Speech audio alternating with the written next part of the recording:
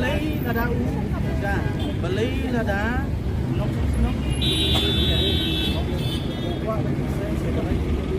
peaceful protest. Obviously we know. I don't need to learn duty from you. I know as an elected representative and as a citizen of the state, I know my duty.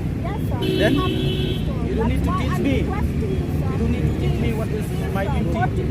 I am exercising my Actually, request for your support. Why? That is what We have organized this protest today in order to send a message to the Union Home Minister who is on a visit to Shillong.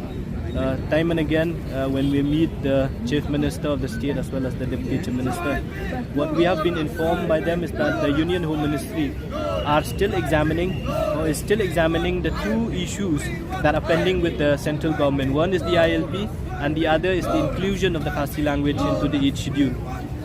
If we remember, 5 years since 2019 ILP resolution was passed by the Assembly.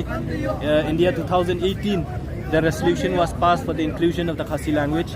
But what we are, we feel dejected, or we feel, the central government is not taking this issue seriously. If you look at the case of Manipur only in the matter of months, they got ILP.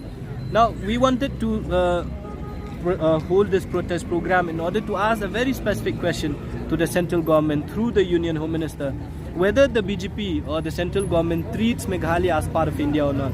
If it is not, if they don't feel that Meghalaya is part of India, then they should, they should be very clear, so that as a community, as a state, we can understand how to move forward. Because this stepmotherly treatment feels or made us feel that the BJP or the central government is not treating us in the same level with other, with other states or compared to Manipur. Because if Manipur can get ILP in a matter of months, what take it so long for the, for the central government not to give to ILP in the state of Meghalaya? So that is the purpose of this protest program today, so that we can send a message to the Union Home Minister.